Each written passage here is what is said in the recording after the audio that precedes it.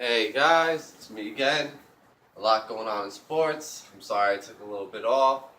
Uh, been busy working. The American dream, right? So, first thing I want to get on is I know I've been talking majority football. I'll talk football again this one, but we're going to talk about boxing right now. Big matchup coming up is Alvarez versus Khan. Uh, Khan, he's a smaller weight division, moving up to fight Alvarez.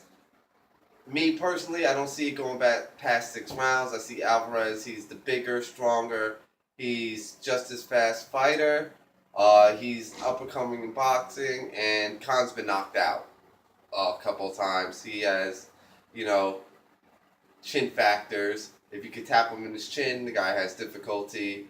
I'm not saying he doesn't. He's not like going to make it an interesting fight, but he's just not going to last. I see 6 rounds maximum. Alvarez. Alvarez is going to be the face of boxing coming up. You have the retirement of, Floyd. Pacquiao's at the end of his career. Uh, Alvarez. It's all. This is going to be a showcase for Alvarez. He's going to show you all his skills, and he's going to knock Khan out. Uh, it's going to be interesting fight card, but the end conclusion is going to be a knockout for Alvarez. He's going to knock Khan out decisively. Khan is probably going to look very beat up. That is how that fight is going to go. That's how I see it. The NBA playoffs. Love these playoffs. Cleveland right now. I know everybody's like, oh, Golden State, they won 73 games. Yes, Golden State played hard all year. They had no injuries. The record was very big for them. They wanted this record. They wanted to show that they're a great team. Uh, Remember last year, Cleveland played them hard the whole series, and the only good person on the team that was playing was LeBron James. If they had Kevin Love in that series, it'd been a different series. Kevin Love would have consistently been hitting threes. J.R. Smith right now is a different player. The guy is hitting everything that is open and contested. I mean, the floor, like how Cleveland is playing right now, it is wonderful. They are playing from inside out. LeBron is playing great. The guy is shooting the ball only 15 times a game, averaging over 20 points a game. He is doing his thing. Kyrie is a volume shooter. He needs a lot of shots, but he is looking great, and he is not really jockeying it as he was last year during the regular season. He is, he's passing the ball. He's going with the game flow. LeBron, he's not really a natural scorer. Like he doesn't have that natural stroke like Stephen does, but he can score anytime he wants. Last year in the finals, it was difficult for him to score anytime he wants because they were putting 5 people in the hole because they knew that he didn't have anybody that consistently hit the three. So okay, well we'll put everybody in the hole and we'll just let these guys shoot threes until they can consistently make it, which it never happened. It never happened that they can consistently hit threes last year in the finals. Now you put Love on the outside with JR on the outside. Those guys are going to hit. I mean, they just hit 23s in the 2 games ago. And then, of course, Golden State broke that record the next game, but they had an NBA record for a day. And the best series right now to watch in the first round. I mean, these two teams aren't going anywhere. They're not going to the finals. But you got, I mean, what Isaiah Thomas is doing is lovely against Atlanta because they are outgunned right now. But he is like the real reason why they're in that series. And I just like to see a player like that. He reminds me of an Allen Iverson / type of player that got everything against you and you're still doing your thing. So good for him. I mean, the West, you got the top 3 in the West, and that's it.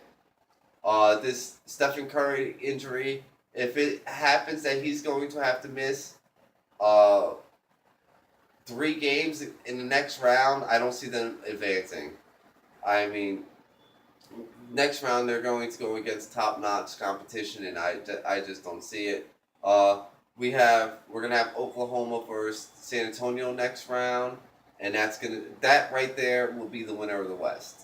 To me personally, that's what I think. That's gonna be the winner of the West. It's gonna come out of that series, and I don't know who's gonna win it. I mean, San Antonio's old but young at the same time. They're the defensive player of the year. They have Albridge, that was awesome. Um, San Antonio players, they don't play that much during the game. They literally play a rotation. So, but OKC has 2 out of the top 5 players in the NBA right now. So we'll see how that goes. That might go Game 7. It's going to be a good series. What can you say? Uh, OKC can't have lapses like they've had against Dallas, where your 2 top players miss 40 shots. That you can't have that. That's ridiculous. And they need to start distributing the ball a little more. I mean, you have other players on the team that can ball, so let them get into the game flow. That's what Scottie Pippen and Michael Jordan were good at. Like, yeah, they could score a lot, but they also got everybody in the game enough where if they needed that person, they weren't cold if they had to hit a shot. Like, they they passed the ball around and let other players shoot, but if they had to take over the game, they did. I think like Westbrook and Durant have the mentality that they have to take care of the whole game themselves the whole game. And in the fourth quarter, you had this guy that hasn't shot the ball the whole game, but's played 30 minutes, shoot a important shot. It's kind of rough for them. You're just not in the flow. You don't have the juices flowing. You're basically only playing defense, which is keeps people's mind off of the offense, and then they're like, oh, I'm open, and they want me to shoot. I'm just gonna pass it back to Durant because I don't know if I'm gonna make that shot. You got to get people's confidence up a little bit. They got to see the ball go in the hole, and Durant and Westbrook have to learn that. Yeah, they're great players, but they need to learn that it's a team sport. So we'll see how that goes. Uh, Big news in the NFL. Norman, Carolina rescinded their franchise tag, and he got signed by the Redskins, which is big for the Redskins because they need to show. I mean, Hall is a good corner. He's not number 1 anymore. Now you got Norman. They can play Norman. I'm not saying he's a shutdown corner. He's a very, very good zone coverage corner. People mistaken him for a shutdown corner because they play a lot of zone in Carolina. They played a lot of zone. He was very smart in where to go, how to play the ball, which receiver to get off of, reading the quarterback's eyes. He's very good at that. Getting in other receivers' heads. Let's go back to the Giant game last year about Norman. I think he played man 5 times against Odell Beckham, and I think it was like 4 out of the 5 times he got burnt, and then I think 2 of the times was a touchdown. So let's not mistaken him for a shutdown corner. He is a very good zone coverage corner. He can, he knows how to get off of one man, go to the other one, and play the ball in the air. He's very good at that, not taking it away, and he tries to bully wide receivers around.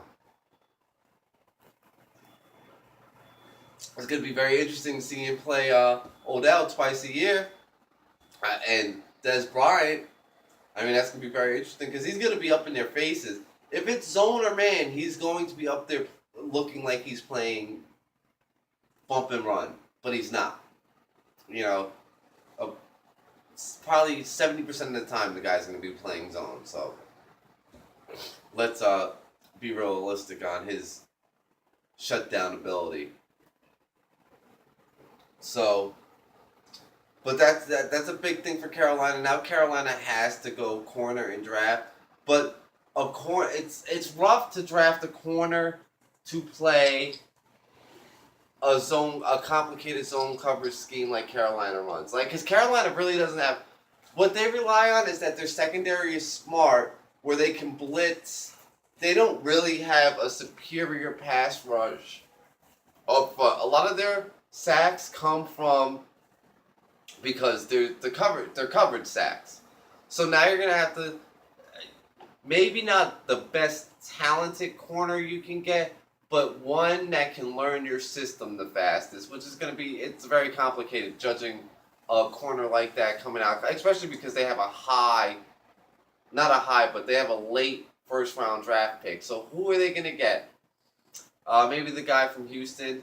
They played a lot of zone coverage. You gotta start looking at schools that play a lot of zone, which is hard because a lot of colleges they play man's man. They man up a lot. So we'll see how that goes for them. Tom Brady, woo! Tom Brady is in news again. He's going to be suspended for the first 4 games of the year. They play 2 playoff teams. They play Houston, and they play Arizona. Arizona's their first game of the year. And they play Buffalo, and they play Miami. All right, so you got 2 division games, and you have 2 playoff team games. Buffalo's not going to be an easy game for them, even though it's home without Tom Brady. But Buffalo was good last year. They're going to be good again. Then you got, you're playing Arizona. They could easily go 1-3. Miami sucks. I'm just saying Miami sucks. Right now they look good on paper, but the history of Miami, they suck. Tannehill's not really a quarterback. People forget that, because of what the Patriots offense did last year, it took away from their defense. They had a defense that was averaging less than 19 points a game against them. Even with Tom Brady not there, I could see New England still putting up 20, 21, maybe 24 points a game. So you're going to have to try to score on them. And they got the additions along. They're going to have a good pass rush. It's going to be tough, but still they have a tough little stretch. I don't think Houston's going to put up 20 points. I don't think Miami can put up 20 points. I think Houston's defense, though, is good enough to where it's going to give them trouble. So I think they could go off 1-3. And can they win the division starting the season 1-3? Probably not. Even though the Jets don't have a quarterback, they will. Fitzpatrick's going to sign with the Jets. There's no other team going after him. I mean, Denver opted for Sanchez over Fitzpatrick because it's just common sense. Fitzpatrick had a career year last year. Best season he ever had. So the smart thing for Fitzpatrick to do is say, okay, I'm going to sign a 1-year deal for I think it's like $10 to $12 million the Jets want to pay him. I'll sign that contract with you this year. 1 year, I'm going to put up good numbers. And you're going to have to pay me next year. You're going to have to pay me what I want for the rest of my career, which is probably like 3 years. Get a 3-year deal for $18 million a year. That's what he needs to do. I mean, the Jets are not batting down. They are just like no other team is making this guy offers. The ball is in the Jets' court. They just have to sit and wait. Nobody else is knocking off Fitzpatrick's door saying, hey, we want to have you on our team for $20 million a year. It's actually, he wants $18 million a year. He's not going to get that. He's not young, and he only had a career year last year, so he needs to go back to the Jets. He'll have another. I believe he'll have another career year this year if he goes back, because he'll have Forte, which is like a running back / wide receiver out the backfield. You need to go back and put up your numbers. Get paid. You're going to get paid the most you've ever been paid in your life when you go back next year. What makes you think that you should get top 5 quarterback numbers off of last year? Come on, Fitzpatrick. You went to Harvard. You know the laws of averages. Come on, man. That's a come on man right there. Come on, dude. What are you doing? Uh, let's talk about the big situations in the draft. We've had a lot of trades. We had trades in the draft, different draft picks going on. This I can see already, like because of these trades, these these NFL teams are valuing need more than talent. Because honestly, this is probably the worst quarterback draft in years. I mean years. But teams need quarterbacks. So they drafted, they traded away. I guess they don't feel like next year quarterback draft is good enough. So they're going to invest in this year, which is silly. But so I'm going to go through my top 10 picks and I'm going to talk more about the draft too. So we have St. Louis and Philadelphia have the 1 and 2 pick. Now, people are, you hear a lot of different things. Golf can start tomorrow. No, he can't. That's a lie. He can't start tomorrow. Honestly, he can't start tomorrow. He comes from a spread offense in Cal. He's really not pro ready. Does he have all the tools? The guy has all the tools. Do I see him starting next year sometime? Probably. Most likely he'll be starting sometime next year. Do I see him as number 1 overall draft pick? No. How about no? No, because he can't start day 1. You can't start day 1. You can't be number 1. Oh, so now here we go with Wentz. Do I think Wentz? Small school guy, but runs a pro-style offense. Didn't play against a lot of good talent, but he didn't have a lot of good talent. Guy called his own plays, did his own audibles, read the defenses. Let's not forget about small school quarterbacks in the NFL. How about Ben Roethlisberger? What are you gonna say about his career? Nothing. The guy is awesome. Probably number 2 quarterback in the NFL. What about number 1 quarterback in the NFL is Tom Brady. Number 2, Roethlisberger or Rodgers. Whatever. Just throw that up in the air. Who can tell who's different between those two? But Wentz should go number 1. Wentz will start. St. Louis is going to hand the ball off 30 times a game. Let's be real. They're going to do that. They're going to play good defense. They have a good defense. They're going to run the ball the majority of the time. Wentz isn't going to be asked to win or lose the game. He's going to learn the pro game day 1, running a pro-style offense that doesn't need any tiers or changes because he ran a spread offense in college. The spread offense in college is slowing down the production of young quarterbacks. It is slowing it down and it is hurting it because you cannot win in the pro level with a spread offense because you don't have the protection of your quarterback. Your quarterback is going to get whacked. You got defensive ends in the NFL that are running 4.6, 4.5 40s. You got a spread offense. You got nobody in to block. Your quarterback's going to get smacked. But nobody wants to, colleges are still going to run it because it wins in college. So this is the problem that we're having between college and pros right now. We're actually taking a step back in college. Where 10 years ago, everybody ran they stopped running the option offense and they were running pro-style offenses, and you started getting these great quarterback classes year after year after year. Now you're having a halt. Now you're lucky if you get 2, 3 NFL-ready quarterbacks to draft. You're lucky. I mean, Mariota wasn't pro-ready last year, but they made him look good. He didn't even last the whole season because, they were that bad. But, so I'm going Wentz, 1. Goff, 2. Who am I going to have San Diego get? Well, they lost Weddle. Their secondary, they need help secondary. Their last 2 drafts, they went offensive tackle. It wasn't, they have a good offensive line if it can stay healthy. They do. They have a good offensive line. It just wasn't healthy last year. They were taking guys off the street. So, do you want to go depth offensive line? No. You've already got, $30 million invested in your offensive line. You're not going to... You can't go another offensive lineman that you can't take a chance on. What if he can't stay healthy? You pick up some veteran offensive linemen. There are a whole bunch out of them out there. You need to shore up your secondary. You know, your front seven seemed okay last year. You need to shore up your secondary. My number one player in the draft, Ramsey, will be going to San Diego. You can have the guy play three different positions. He can play safety, corner, outside linebacker. He plays good against the run. He's a shutdown corner. He's smart against zone. He can play safety. The guy played all three of these positions in college. He excelled in all three of these positions. Where are you going to play him? Up to you. I think they play him at corner. You can put him at an island. He's got the height. He's got the speed.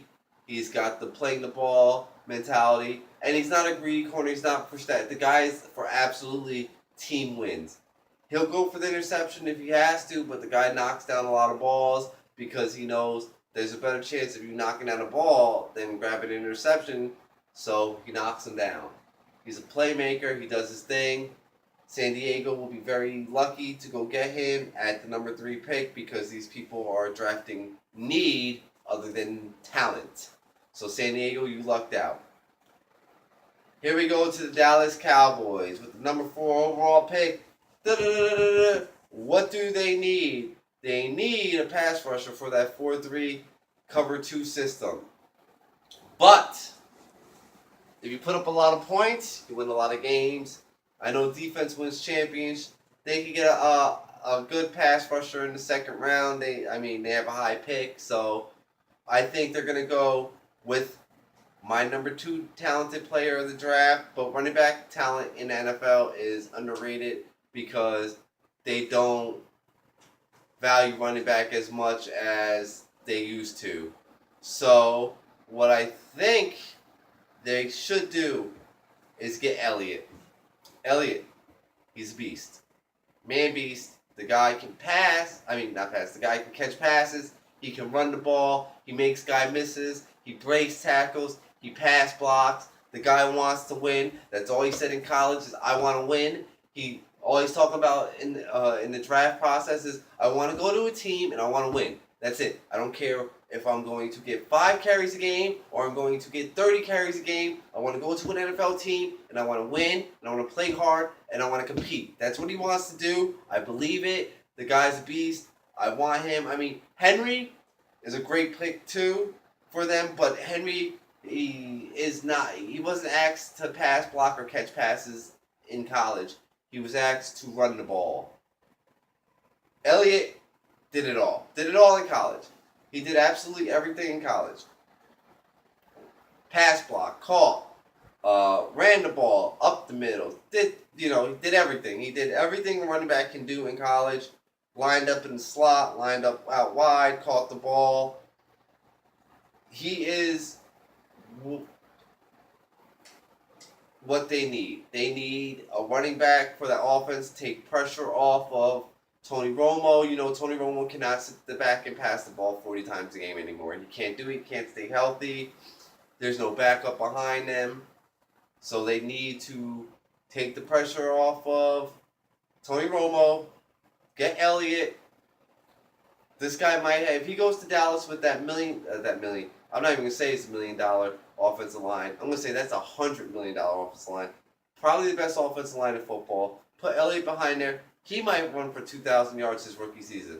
It might be crazy the stats this guy runs his rookie season behind that offensive line. All right? All you Dallas Cowboy fans out there, you can comment if you don't believe I'm true, but you know I'm true. And you should have Elliott. Get a pass rusher in the second round. So, now I go to Jacksonville. Jacksonville Jaguars. They need a lot of help defensively. A lot of help. They can go corner, which I don't think they'll go. They could go Bosa, defensive pass rusher. I think they'll go Jack. UCLA. The Bruin. I think they'll go Jack. I think they'll go for him for outside linebacker, even though the guy can play safety, middle. He really doesn't have the speed to play corner, but the guy can play. He played running back in college. The guy can play every position. He's like a Derek Brooks type outside linebacker. He can guard. You'll see him covering uh, wide receivers down the field. You're gonna see it. But the guy can stop the run. He can cover downfield. He's good in zone. Um, Best position, he can blitz. I see him in his outside linebacker, and I see him being utilized very good in Jacksonville. The guy is a good talent. Now, let's go to Baltimore. Baltimore needs, they need, I'm not going to say they need wide receivers because their first round draft pick didn't play out all last year, so they basically have a free first round draft pick because you're going to see what he could do this year. They need offensive line badly. They don't need secondary help. They really don't need. They need a pass rusher, but they could get one in the second round. They got a high enough pick where they could get one in the second round. Right now, they need to shore up their offensive line. They lost a lot of offensive linemen. This is not my number one rated offensive lineman, but what do I think they're going to do? They're going to go Tunzel. They're going to get Tunzel from Ole Miss. Good talent. Played against good competition. Played tackle all the time. That's the position he plays. He knows it. He's a good tackle. I'm impressed with his pass blocking. It's his run blocking. I really didn't see him that consistent in the run blocking scheme, but we'll see. A lot of the NFL teams have him ranked very high. I gotta agree with them on this. That he's got to be going to Baltimore, the first tackle off the board. But the second tackle off the board, now, all you Notre Dame homers are going to be very depressed at what I say, but I say Conklin is going to be the number 2 tackle to the 49ers. They need a tackle. They need a tackle, an offensive tackle. They do not need a guard/tackle. They need a tackle. Conklin was good all year, steady, awesome, blew people off the board. He is got the strength. He can run block, pass block. He can do everything for you at the tackle position. He can protect the quarterback. The 49ers are going to need that. They're going to run that crazy offense, Chip Kelly's offense. They need Conklin. I'll explain later why I think Conklin went higher than Stanley. Now Cleveland. Cleveland is in a good position. Plus they have all these draft picks. They can go. I think they're invested in Robert Griffin Jr. They are very invested in him. They're not going to go. They're not going to go quarterback for the first 4 rounds. If they go quarterback at all this draft, they are going to go with my number 1 receiver. I don't care about his 40 time. I don't care what he ran in the 40. Kelvin Benjamin ran a bad 40. Jerry Rice ran a bad 40. Chad Johnson ran a bad 40. Terrell Owens ran a bad 40. Lynn Swann doesn't even have his 40 time up.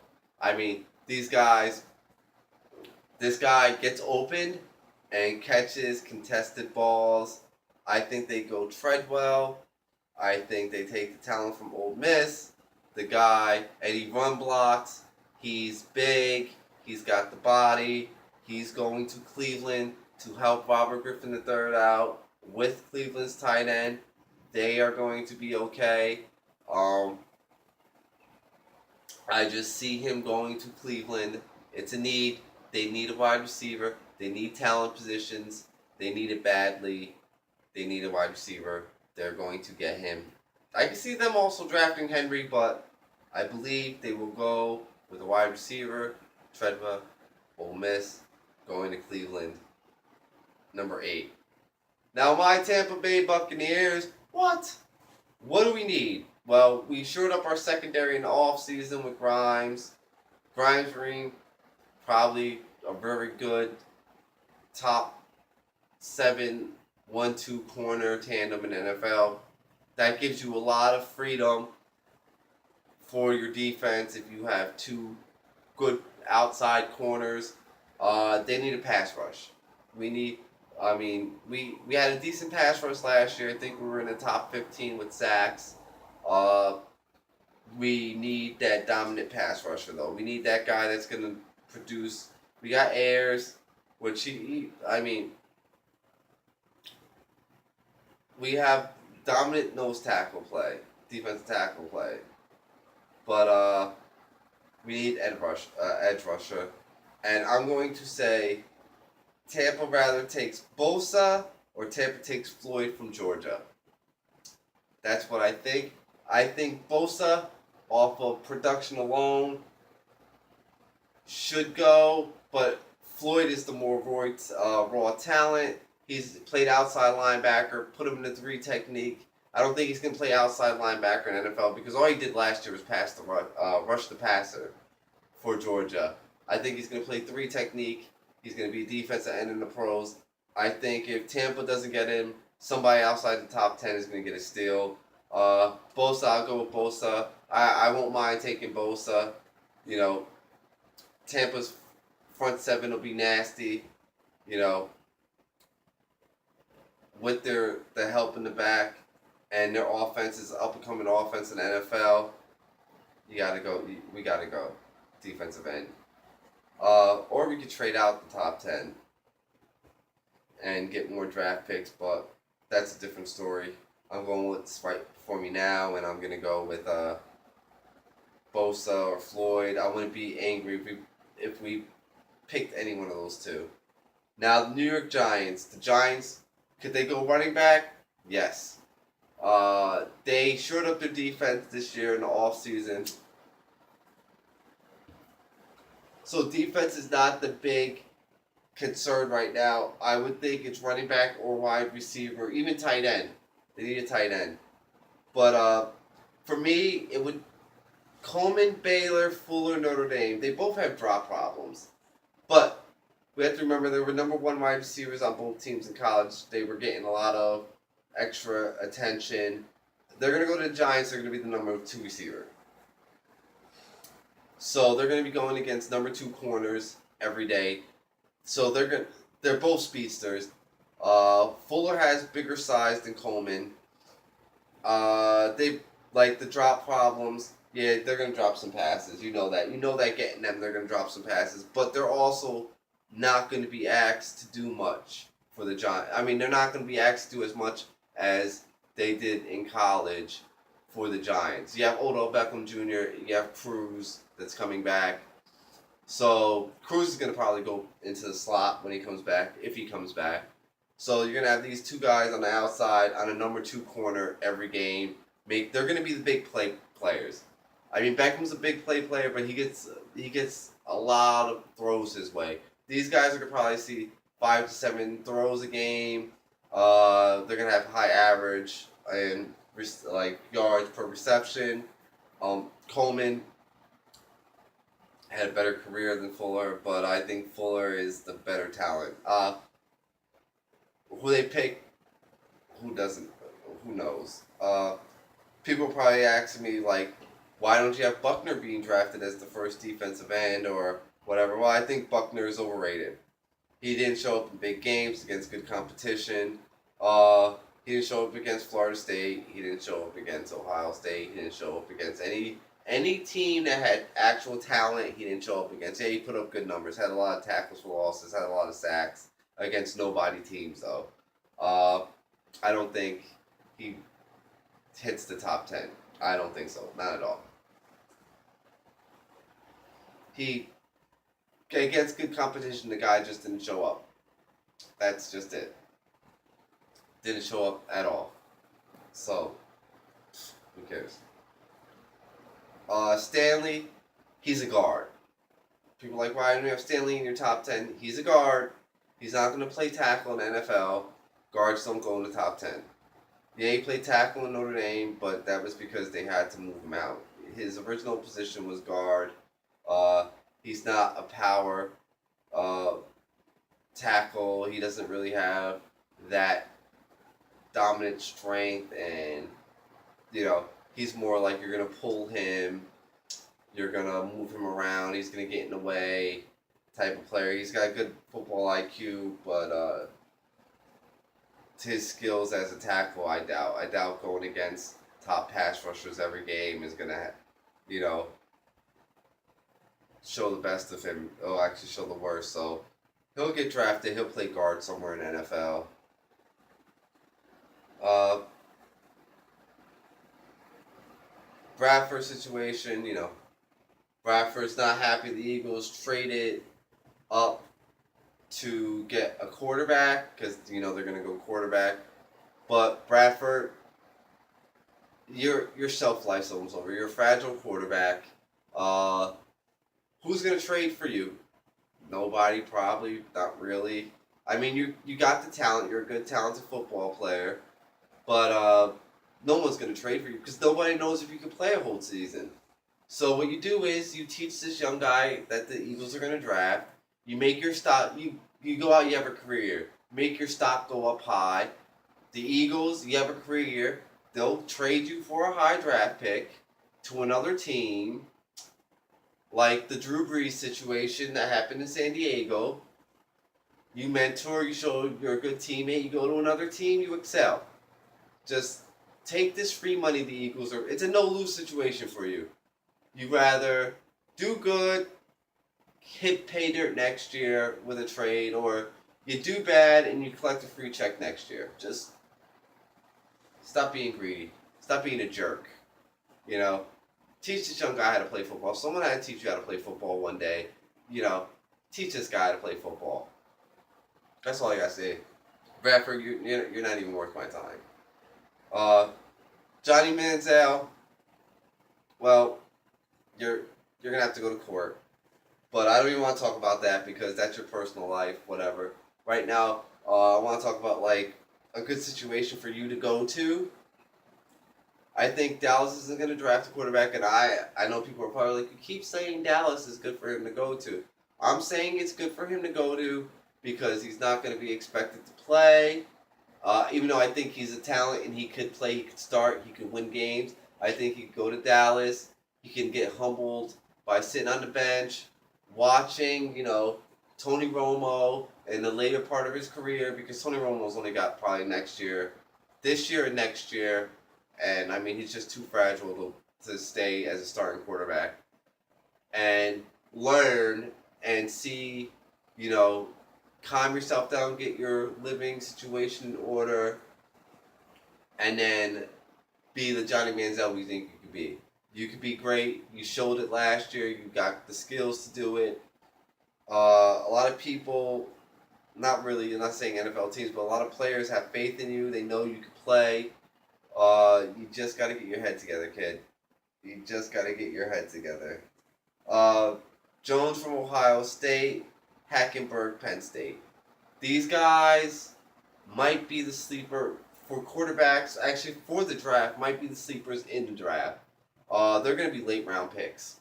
Hackenberg because he fell off. But you got to remember, he played for Penn State. That basically got the death sentence for college football. Basically, he had no talent around him. He had a good freshman year because they still had talent from before the death sentence or whatever. They still were, they were still getting people that were loyal to Penn State, but then people started realizing, like, there's no talent in there, there's no use. But he's got the height, he played a pro-style offense. He had no talent around him going against a good division in college football. He put up good numbers, semi. I mean, I think the guy is going to be a good pro. And whatever team takes, I don't even think they're going to take a chance that steals him in the third or fourth round is good. Jones, now this guy is more of a head case. Like, he didn't like going to class. He didn't like really like studying and all that. You could get him on a football team to get him in the right direction. He could be a Russell. I mean, Russell was in like that in college. He was all about grades and all that. But I mean, like, you could get this guy just focusing on football, like the talent alone, the big arm, the strength. He could be still in the later rounds. You never know what you're going to get with him. He showed greatness let's see what we get out of him. I think he can be still. I like him. I like the talent. Um, all you Ohio State homers are probably like, yeah, you're right. Yeah, good. Fuck Ohio State. No, just joking. Let me stop playing. I gotta be bipartisan if I'm gonna keep doing this show. Um, college football. Um, what do I think? I think we don't know nothing about the college football year until college football starts. That's what I think. Uh, we have all these teams with underclassmen that are going to start. I mean, I remember in the 90s when you didn't start until you were a junior or senior in college. Now these guys are starting right away. You know, oh, Alabama's got a good recruit, team. They got a good freshman class coming in. Florida State, Ohio State, uh, Miami's up there with rankings, and they're recruiting. Then you also got USC that has a killer class. I think they had like, you know, 6 blue chips and 7 white chip signs. That's crazy. Uh, they should have a comeback year next year. College football, you just don't know because these are kids, so you don't know what they're really good. You could say they're good in high school, but how good are they going to be against really good competition? We don't know. Um, I just don't. I can't really judge right now. I've been watching a lot of the spring games. Tennessee looks like, but they're going against the first and second strings of their teams. I like the Tennessee quarterback. I don't know.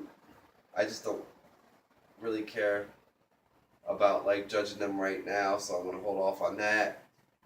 Something I want to discuss before we leave this is now baseball. Baseball's a crazy sport because these kids can be signed at 16 to 16 to Major League Baseball teams. So the dilemma is, do these kids go to college, or do they right after high school play in the minors and go, work on their professional career and get coached by professional coaches? Because minor league baseball coaches are professional coaches. They work for farm systems. They know what teams are looking for and what they're trying to get. They're not really obsessed with winning games. They're more obsessed with getting their players to the next level. So the dilemma is, do you want your kid to go to college and play baseball and get their education, or do you want them to work strictly on their craft? That's the dilemma for baseball. It's a hard decision for parents to make and people to make, because let's be honest, not very few people in the minor league program become Major League Baseball players. So you're gonna have to learn about yourself and see if you're really a true talent. I guess it's gonna have to come within your inner drive, like what is best for you. Like you don't have a really good shot at becoming a Major League Baseball player. I guess you should go to college. Not guess, you should go to college. But if you have that strong thing, like if you were batting .400 since you were in, the Babe Ruth League and high school, then maybe I should try this, minor league system. And you could go to college because you're getting paid, so get paid and go to college and get your education on something you want to do other than baseball. Just in case baseball doesn't work out for you. Or, it's just a hard decision to make for a kid. Because most Major League Baseball players didn't go to college. They went, to the minors and worked on their craft. So it's like a very hard decision to make for these players. Like, do I go to college or do I don't go to college? Once you talk to technically, if you talk to a minor league scout, whatever, you're messing up your eligibility for college. So it's really hard because you got these major league scouts going to high school baseball games. If you're pitching the ball at 90 miles an hour and you're a junior in high school, best be sure. I would think my personal opinion is for you to go and get worked on by a minor league team. my opinion. I don't know, maybe you guys have different opinions. Dennis Miller, maybe you could talk to me more about this. I'm calling you out. Uh, that's another sports guy. He has his own talk show. You guys should listen in. I'll put the link underneath this. Um, Now we're going to talk Mariota Winston, since the first 2 draft picks this year are going to be obvious quarterbacks. Winston, I think, is going to be much improved this year. I think the Buccaneers make the playoffs. They're a good young team. They're getting sound on defense. Offensively, they're set. They got a good O-line. They got good wide receiver core. They got a good running game. They got more things than Mariota has, obviously. Mariota had a big learning curve from going from the spread offense. I was impressed with what he did in his rookie year. I was impressed. He did better than I think he was going to do. But do I think he's going to be better, have a better career than Winston? I don't think so. I think Winston's going to have a good career. He threw for 4,000 yards last year, had over 25 combined touchdowns. He had a higher completion on the deep ball, which is just going to get better with the timing. Deep ball completion percentage is all about timing with your receivers, and he's going to have the better timing. Him and Mike Evans are working every day. So I feel like Tennessee has 3 more years until they're good, into their thing. I think the Buccaneers, this year they'll make a playoff run. Next year they'll be actual contenders. That's my show for the night. You guys have a good one.